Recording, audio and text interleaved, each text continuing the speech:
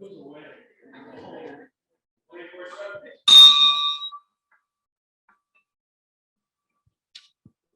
morning, Rotarians and guests.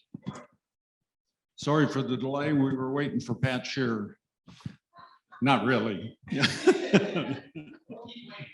Yeah. Our invocation this morning is by Jim Young. Good morning, Rotarians. Is this on now, I guess? Okay, let us pray. Dear Father, thank you for the opportunity to come together and work together today. We ask for your inspiration and insights. We ask for your peace and harmony. May we accomplish great things this day, and may we display an attitude of cooperation and respect. And in light of current world events, Lord, we pray that you could bring the leaders of our world together in peace. In your name we pray, amen. Thank you, Jim. And now to lead us in the pledge and the four-way test, Elizabeth Kowalik. Good morning, Rotarians. Well, yeah, you can hear me. I pledge allegiance to the flag of the United States of America and to the republic for which it stands, one nation, under God, indivisible, with liberty and justice for all. And the four-way test of the things that we think, say, or do. First, is it the truth? Second, is it fair to all concerned? Third, will it build goodwill and better friendships? And four, will it be beneficial to all concerned? Thank you, Elizabeth. Chris, do we have any guests? Okay, well, we still have with us, but not inducted yet, is Jenny Fraser. Welcome, Jenny. Oh, she's not here. Okay, sorry. Well, welcome anyway. I guess she finally got tired of coming without being a member. Okay, and our president-elect, Father Joe Boisel. Use this or that? Okay. Good morning. So Patrick left me with notes, and the first thing that we begin with is a quote, and this quote comes to us from the Reverend Dr. Martin Luther King Jr. We are not makers of history, we are made by history. I rolling that one around in my head for a while, and maybe you will too. Our service project this month is the Portage County Women's Shelter, and a few things that we could gather and provide for them: paper towels, toilet paper, all sorts of cleaning supplies, and then things like spices and sauces and other items that would help to make their cooking more interesting. Like all sorts of things that are out there and available. Stop by Heather's Heat, that's where I go. Great kind of gatherings down there, or other types of things that would also help. Mexican, Asian, Italian seasonings, all that sort of thing. Ways to sort of church up a can of beans. You know what I mean? Something like that. So, the Portage County Women's Shelter this month, and get those sorts of things would be helpful to them. I'm sorry. Bring them here. Yes, I believe so. I'm sure that we'll get a. Okay, great. Thank you. So yeah, there's a club board meeting next week following this meeting. So if you're a board member, plan to stay here for that. Any Rotarian interested in serving as a trustee of the club should speak to Patrick, to Ron, and Pat has for me or myself. Presumably he means me. And you can talk to me, and I'll go find out who you need to talk to make sure that you get to the right place for that. So if you're interested in being a trustee, see one of us. Club's annual election takes place on May the 4th, and it'll be part of our regular scheduled meeting in May. I think that's all that I have before Marilyn comes to talk to us about the gala. Does anybody else have anything that I'm forgetting? No? Marilyn.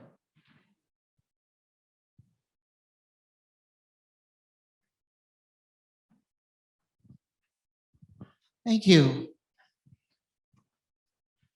If you have not picked up your packet yet, I do have all of those available today. We have invitations as well. So please pick up some of those if you've already had your packet. Part of the success of this event is having a nice crowd there. We have seating for at least 300, and we would like to have that many coming. We also have the brochure with testimonials that you can use as you're visiting your different businesses in the community. And I'm pleased to report that we do have a destination vacation offered this year. Christina Rogner has again offered the use of her Colorado condo. We'll have a choice between a couple of weeks where someone can use that condo for a full week. So that will be a live auction. I'm very excited to report that. My introduction to Lakeview Cemetery came when I first was employed by University Hospitals at University Circle. In exploring my new environment led to the discovery of the nearby Little Italy community and the most impressive Lakeview Cemetery with all the flora and fauna. I started that job in July, but it wasn't until the following April that it really blew my mind. And that's one of the reasons that we've invited Kathy Goss to speak with us today. Lakeview Cemetery will soon be in its full glory. Everything from Daffodil Hill to the lovely blooming trees is most impressive, and I make a trip every year. Katharine Goss has served as the president and CEO of the Lakeview Cemetery Association since September of 2012. Previously, she had served as the executive director of their foundation. She's a graduate of Hathaway Brown and Rollins College. In 2021, Crane's Cleveland Business included her in its Women of Note honoree class. Like many cities of a certain age, Cleveland's Lakeview Cemetery is a landscaping and sculptural gem. From the wonderful Wade Chapel with its treasury of Tiffany designs, to the historic Garfield Memorial, to the natural spring beauty of Daffodil Hill, there's much to be found at Lakeview in every season. So, Katharine, can you please take it away? We're anxious to hear what you've got to share. Thank you, Marilyn. That's one of the nicest introductions I've ever had. Can everyone hear me? Are we good on sound?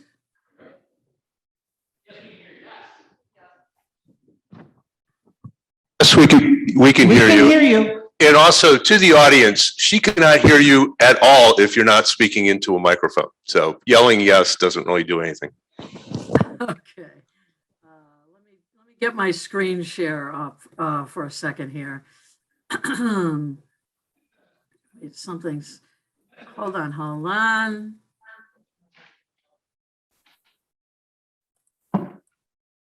on.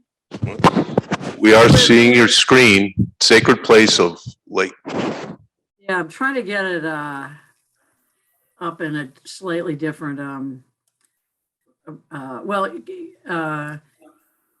hold on. I want to get it to the slideshow version of this.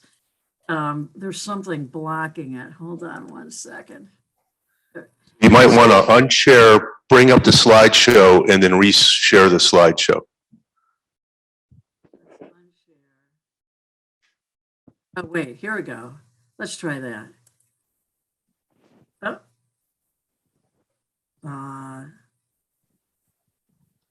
Okay, hold on.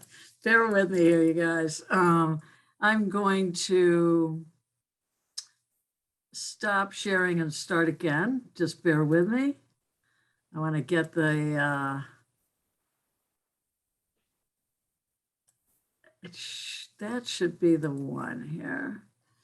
So are you seeing just the slides, or are you seeing more of my screen here?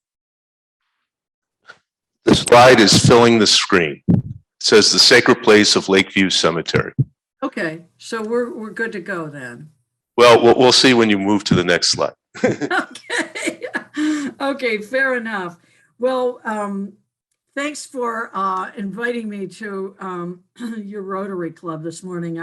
I'm always impressed with the work that Rotarians do in the community, and your philosophy and principles behind why you're Rotarians. So thanks very much. I'm pleased to be part of the group this morning.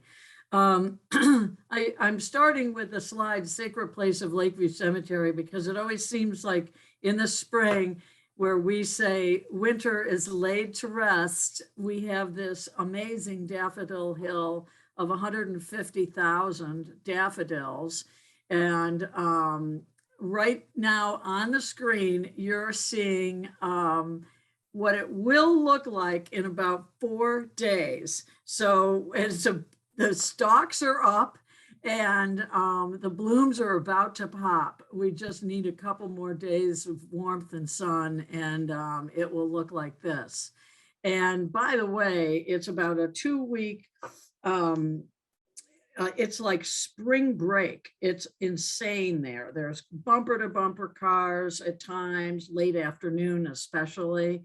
And so if you come visit, I highly recommend a morning time slot, but certainly you can come anytime. Our gates open at 7:30 a.m.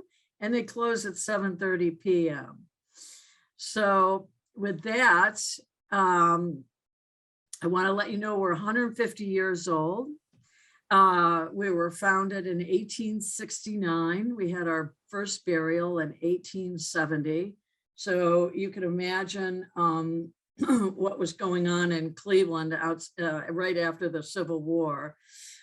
This was all raw land at that time, and it was really out past farmland. Even Case Western Reserve was farmland, and we're a little bit east of there.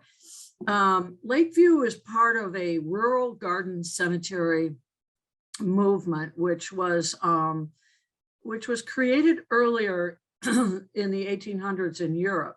France and England picked up on the fact that cemeteries should be a place for the living because people came and visited their loved ones often. And the graveyards in the cities were dirty, were crowded, weren't really nice places to come and visit. So this garden movement came into being and really picked up steam in America because we have so much land. And at Lakeview, we have hills and valleys and winding roads through the terrain and a beautiful tree canopy, which, you know, upon driving in, you're instantly, your blood pressure instantly goes down. It's just pretty magnificent. And I take no credit for that because that was started long before my time. I'm just a steward of the space. But this picture depicts, you know, the beautiful concept of roads following the terrain where you have burial spots, lots, and these are mausoleums in a little valley at Lakeview Cemetery. But that was very much a trend. And to this day, 150 years later, we are specifically designing everything for the living. And we want it to be a place where people can come, be in peace and bereavement, but also enjoy the beauty and the histories by walking. We have dog walkers every morning and moms with little babies and strollers. And it's a pretty active park-like feeling. What you're seeing there is one of our beautiful ponds behind Wade Chapel. And it's often populated with geese and ducks sometimes, and herons, and lots of bird life around that pond.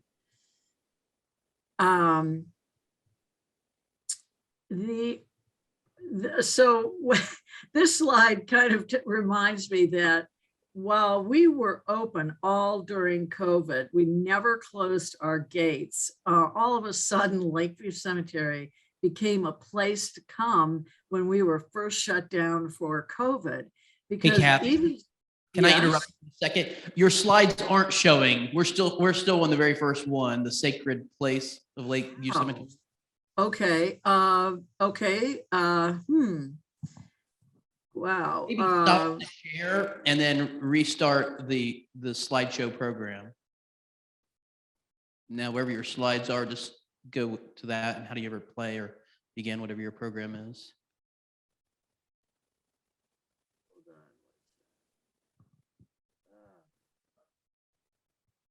It's spinning, Are you using PowerPoint? yeah. So just start the PowerPoint program right now. Or sorry. Second, it's trying to, Oh, is it? ah, just hold on one second, I'm going there. Uh,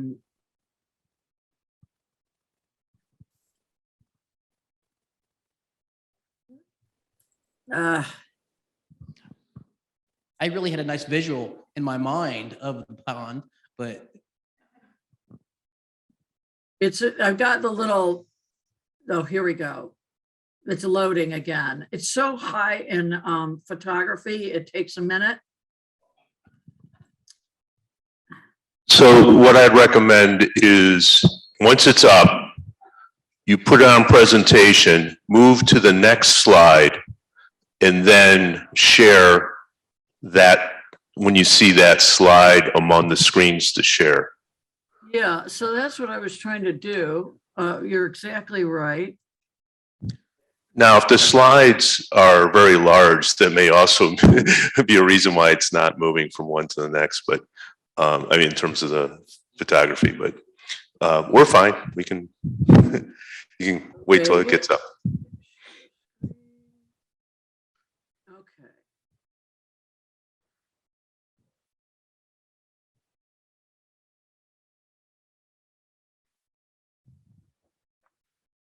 Okay, we're seeing the slide that says 152 years old.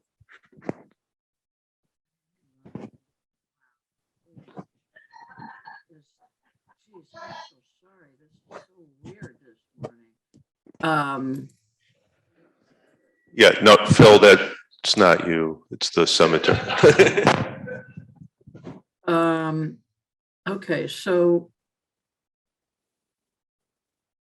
which slide is, I'm gonna reshare again. Jeez, share screen. Okay. Let's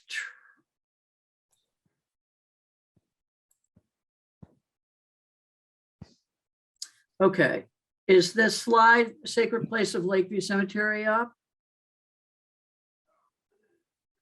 Now, right now, it's showing 152 years old.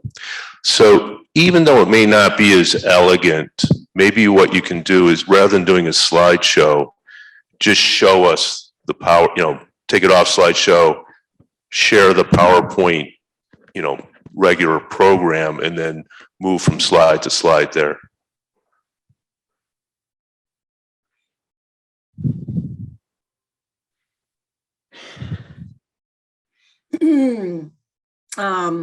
What slide's up now?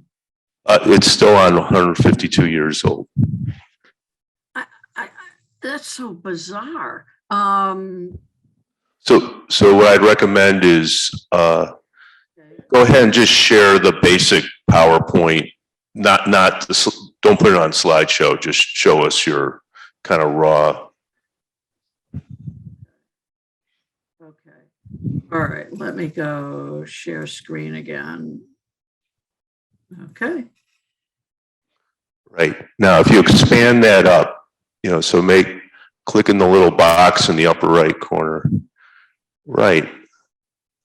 Yeah, so we can go through the slides that way. It's not as elegant, but they look good. Okay. And there's at the very bottom of your screen, there's a little slider on the lower right, the very lower right part of the screen. Yeah, and you can make it, a little bigger. A little too big. That's great. Okay, all right. So as I was talking about the rural garden cemetery movement, these are a few shots of, it'll look like this in about a week. We're not there yet. but I was describing roads following terrain and lots of trees and tree canopy. So I'm hoping you can see this right here with the mausoleums in a little valley in our cemetery. And this was the pond that I was just mentioning behind Wade Chapel. Okay. So, and then this was a slide that was just talking about how we were the place to be during the pandemic, especially during the initial shutdown. It got really wild. We were open every day, and we were one of the few places that were. So here's our Daffodil Hill again, and that is going to be a beautiful site in just a few days. And you'll see some of the media coverage on that. We've already getting calls and reporters wanting to come and do photo opportunities. The slide that's up now, and I'm hoping you can, that we're on the right slide. This is one of the most favorite places, spots that visitors come to see this angel. It's the Hazarat family has this as their monument. The name of this sculpture is the Angel of Death Victorious. And what's special about it is that the angel, the patina of the bronze looks like she's crying black tears. And people come and do photo opportunities all day long around this angel. She's quite large, a little bigger than life size. So it's one of our most popular places, but Hazarat family, the name might ring a bell if you're out and about and you see the food purveyors, Northern Hazarat, delivering food to restaurants. That was originally the Hazarat family. They imported tea and coffee to Cleveland. They started out that way, and it grew to be a pretty big company today. I wanted to tell you just about our trees, because our tree canopy is a really big deal to us, and we say we hug our trees every day. What you're looking at is a crew of our tree keepers. That's actually Bartlett tree crew in front of a Moses Cleveland tree, which is, and this one's an oak tree. The Moses Cleveland trees are over 200 years old. They were believed to be in place when Moses Cleveland came to the banks of Lake Erie and our downtown Cleveland. And so we feed and prune and coddle these trees. We have 7 that are over 200 years old, but we pretty much do this with all of our trees. And we have 817 trees on a focus list, but we have over 9,000 trees at the cemetery, but many of them are young and not mature and don't need as much hugging as some of our older ones do. We have a maintenance crew that's there every day, and it's a combination of our people and contracted labor. A Davy Resource Group, Davy Tree is one of the outside contractors that comes in on a daily basis. We have 4 or 5 different tree companies that are doing different types of work for us. I can always spread the love for trees around because there's plenty to do here.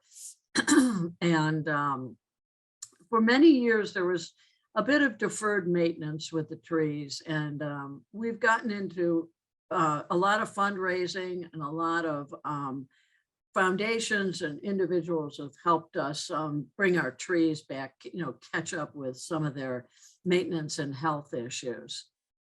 So I always emphasize that Lakeview Cemetery, and I should have said this in the beginning, that it is open to all walks of life. And it always has been, and it always will be. From the day one when Jephthah Wade, our first president, announced that Lakeview was accepting burials, he said in the Plain Dealer, he was quoted, "We are open to all stations in life." That was the wording that he used at the time.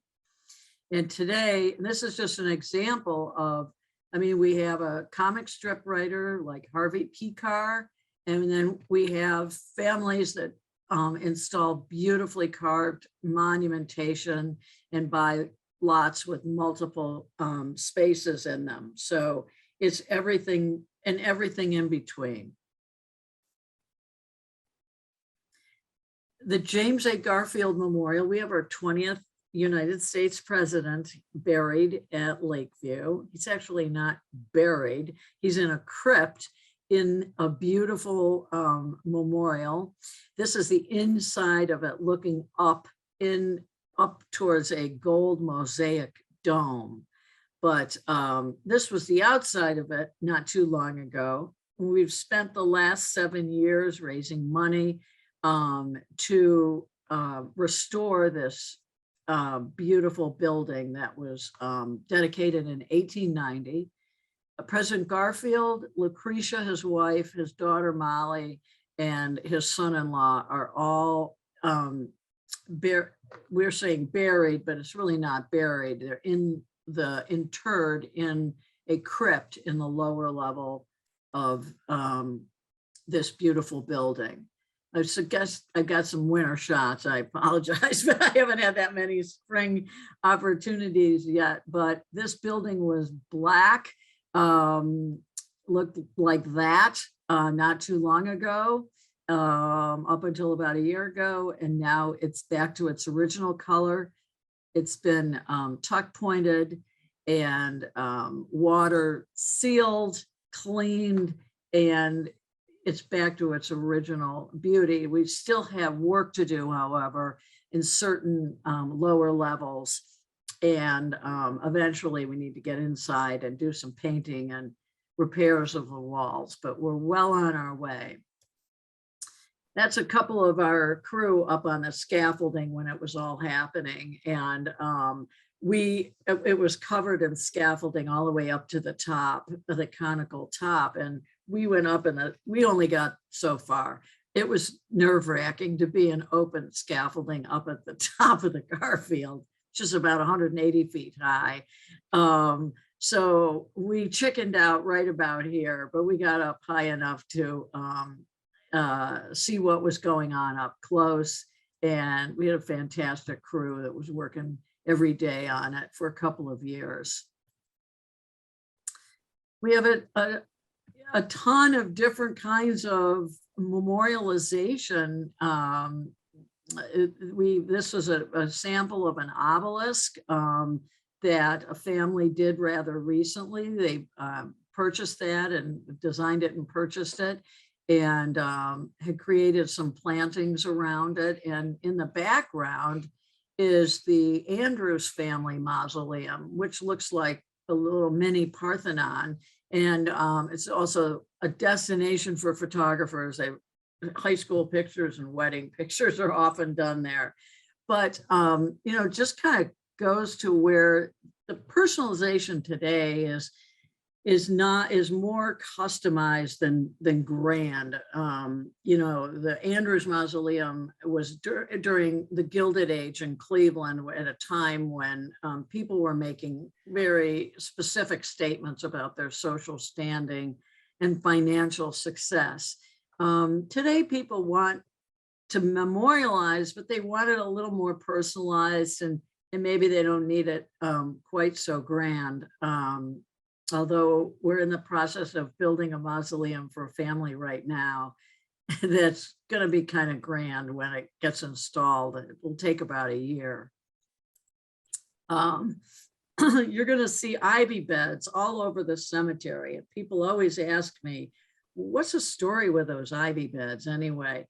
Back in Victorian times, it was believed to make it like a bed, to have something living and eternal on top of the grave. And it was also a little bit of a status symbol. Today, the ivy beds are very high maintenance for us. To get the weeds out, we have 285 acres of grounds and 112,000 people interred. And it takes a big team of people to keep ivy beds weeded and looking good. These are in particular look good, but some of them you'll see have shrunk and look a little ratty, and we don't know how to reach the families to have them, help us maybe replant. But you'll see them in different sizes around. But it was just another statement on plain graves to kind of finish it off. Many symbols of strength and endurance. The wreaths you'll see everywhere. The leaves, these are oak leaves, but you'll see acanthus leaves and oak leaves and stone.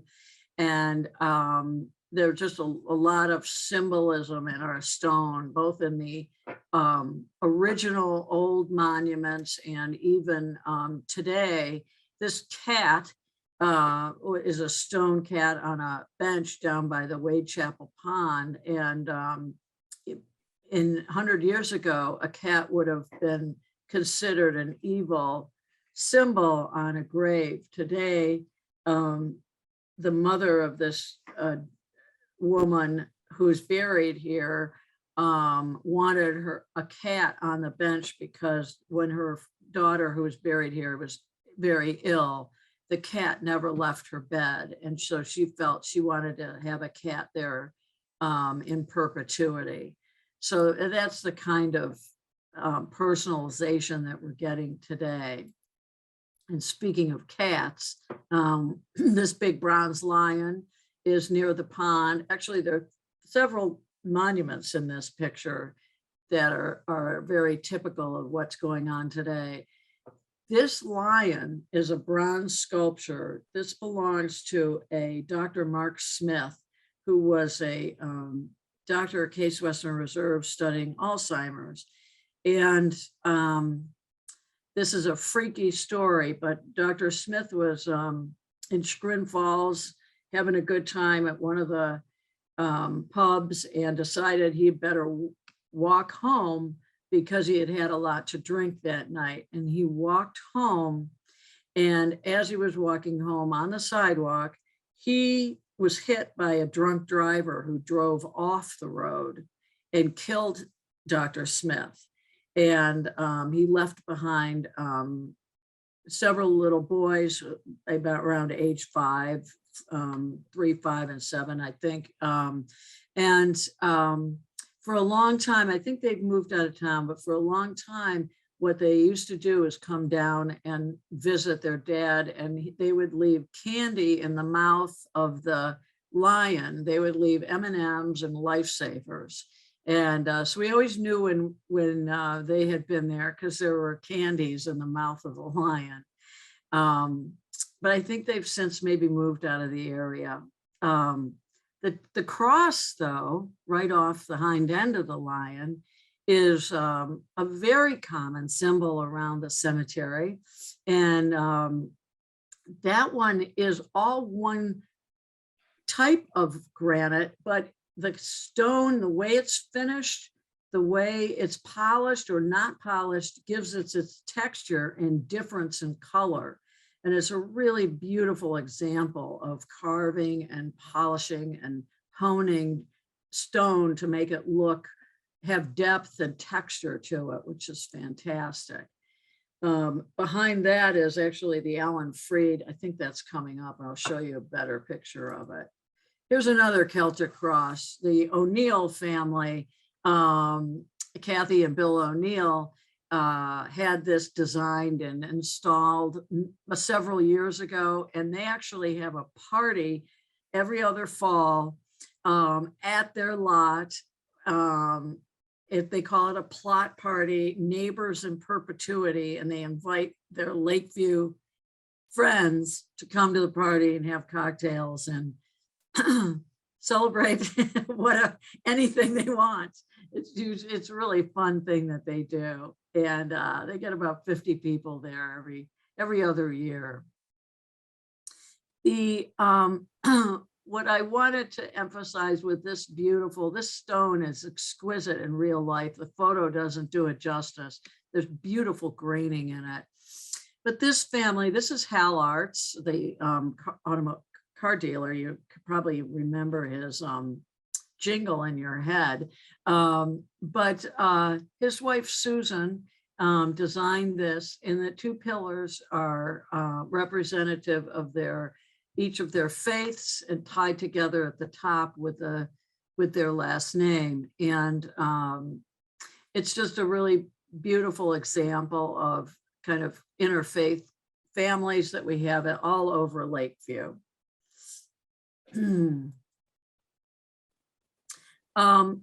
These birds on this monument represent children. There are 4 beautiful bronze birds that are placed on the top of this monument. And that's another way this particular family, it kind of used symbolism to describe their family. This is kind of a cool monument. It's got some nautical symbols on it, and a dog and some other things that are carved into the granite. But even something this simple with a bronze bird can speak to who this family is. And I think that's what's so interesting about what's going on today. This is one of our former trustees. He was president of our foundation for about 10 years, and Mark Druckenbrode had designed a monument for his parents and Mark and his wife. And so the name going across horizontal is tying the 2 generations together. If you squint, you'll see that it actually forms a symbol of a Christian cross. The flowers in the corner represent their love for their big horticulturists.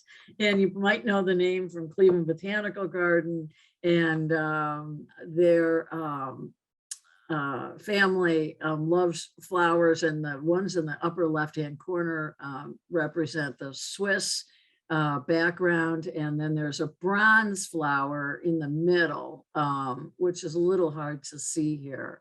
But this is a perfect example. They pre-planned it for Mark and his wife Cynthia, but his parents, a mother and father, are interred there. The Ames family, which is, they're out in a section called 65, and they're out by Al Lerner and a number of other names. It's sort of a little mini Millionaires Row of today. And they used a stained glass window component that they had used in another building that their foundation helped fund. And the Ames A is kind of their emblem, and it is installed inside the granite here. It's a simple monument. There's a lot of gardening around it, but that is something that we were able to do, which is kind of unique and fun. And they have a little bronze statue in another section of their lot. It's sort of down closer to the entrance of their lot. And that was, that they're just representing their love for gardening, the whole family. This was in the background of the Mufasa lion, but this is Alan Freed, the father of rock and roll. So this monument came to be rather recently. A number of years ago, maybe 7 or 8 years ago, the Rock and Roll Hall of Fame asked the Freed family to take Alan Freed out of the museum. He was in an urn, and they said, we don't want urns and remains of people in our exhibits because we're a museum. And they at first the family was quite upset about it. But I got a call one night from Lance Freed in California. And I was kind of wondering, like, is this a gag call or what's going on here? And he said, no, I need to move my dad out of the Rock Hall. And would Lakeview be a place that would make sense? And I said, absolutely. We're open every day of the year and people can always come and visit the father of rock and roll. And they loved that whole idea that it was open to the public, it was free. And Alan Freed was very much a public disc jockey. So they created this monument that is it's carved to be an exact replica of a Rockola jukebox. They got permission from Rockola to copy their design, most popular design. And this was all basically hand carved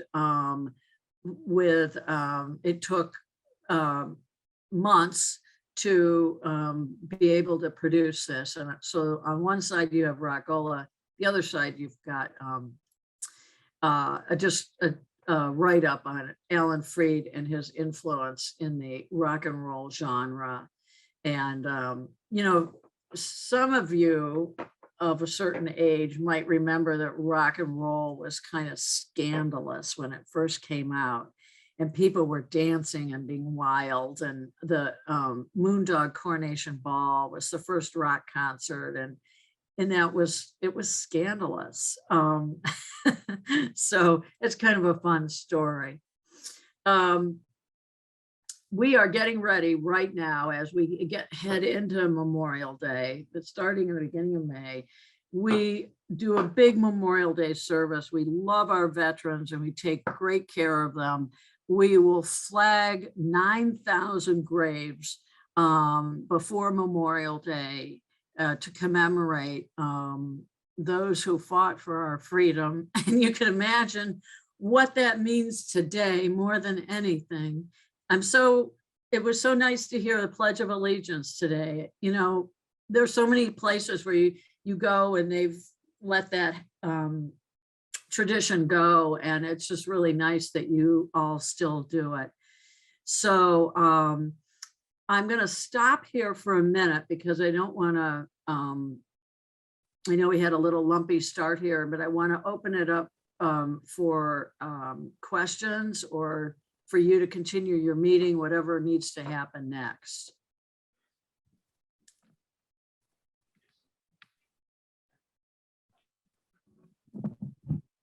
Good morning. I Hi. have two relatives buried in Lakeside. So we're going to have you unshare your screen. I have two relatives buried in Lakeside and they do not have monuments. They're flat on the ground. The other one is the annual event at the Cleveland Rotary Club with Art Klump. Art Klump is the founder of the Rotary Foundation in 2017. And there is a society for Arch Klump that all of us can contribute to. So I just want to say that was an annual event from the Rotary Club of Cleveland coming to the Lakeside to commemorate Arch Klump. Thank you.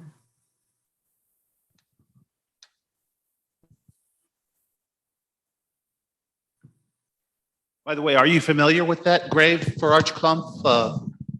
It might be one that you might want to be familiar with that because he's celebrated by Rotarians around the world. Well, But and we're very proud to have. He was here from Cleveland. And as Bill said, I mean, the Rotary Foundation is now, I'm not, how big? It's over $1 billion, I believe. It's a big deal. It does a lot of great work. More of a tongue-in-cheek question. So dog walkers come to, how does that work?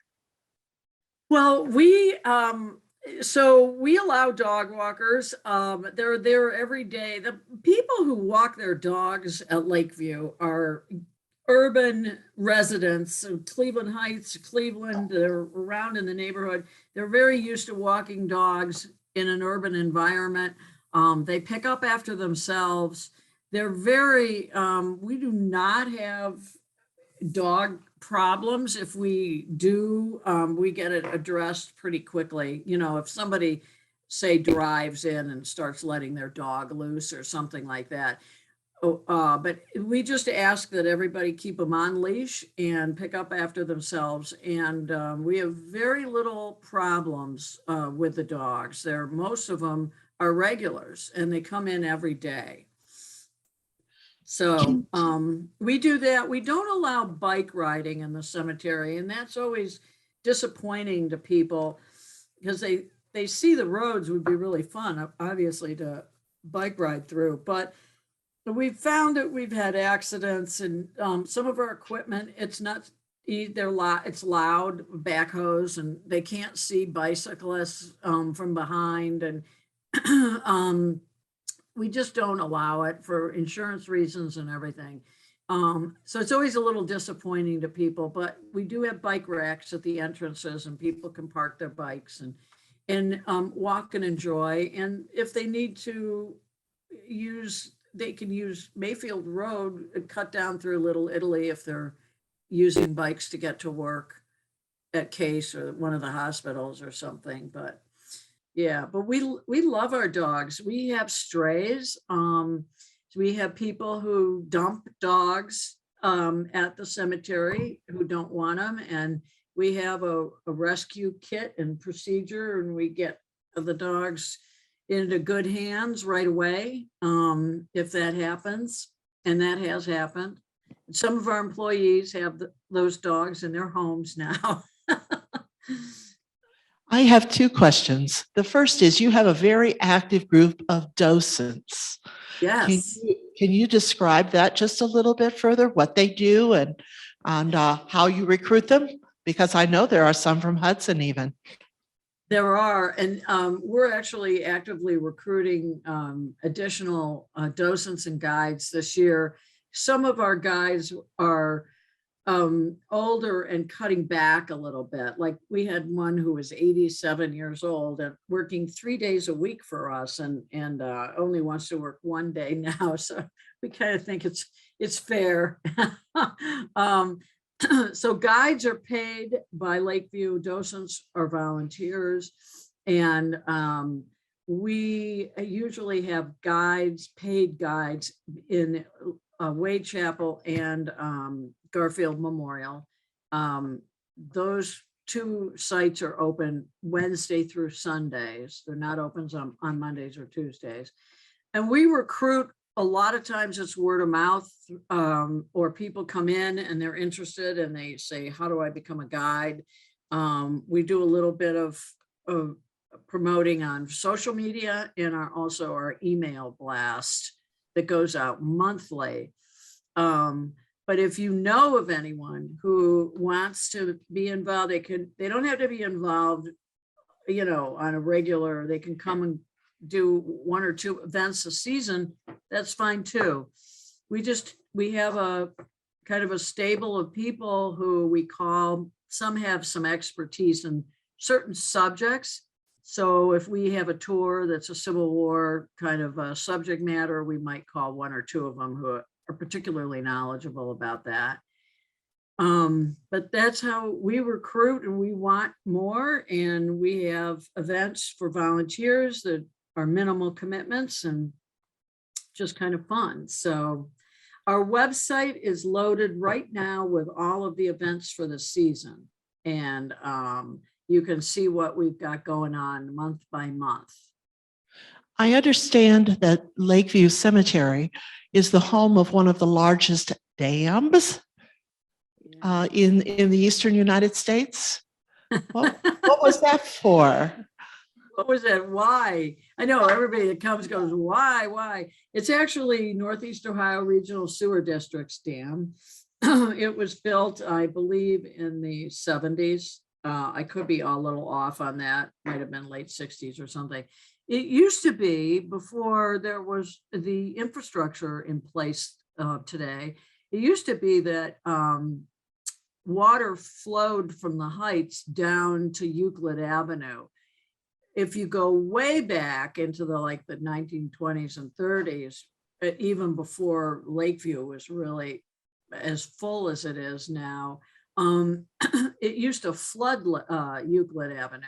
And there's a gentleman who lives in East Cleveland who tells me he remembers when people used to canoe down Euclid Avenue when it would flood. So there was a purpose for the dam at one time. Today it holds back a babbling brook. Rarely is it needed.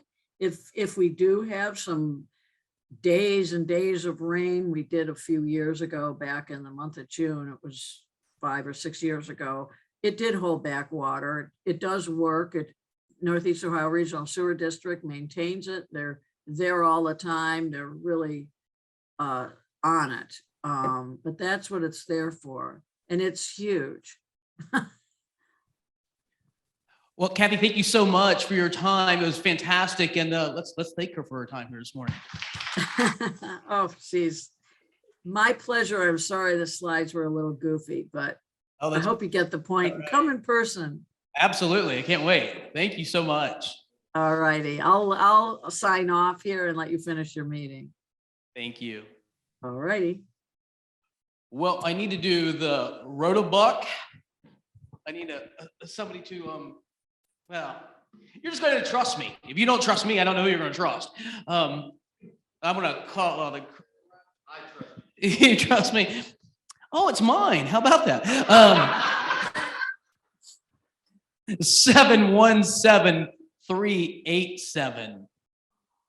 717-387. Payout.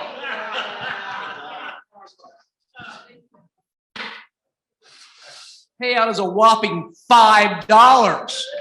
Oh, you're rolling. Oh, all right. If you win this one, we're splitting it though, right? All right. So you want to see the black one in there? There is one in there. Over the car. Why would you tell me? Oh, wow. Next week. Our numbers are fewer on these marbles. So Patrick wanted me to, and I wanted to say that Patrick wanted me to leave you with this. Remember, Patrick, not Joe. Why were the early days of history called the Dark Ages? Because there were so many nights. K-N-I-G-H. Have a great day.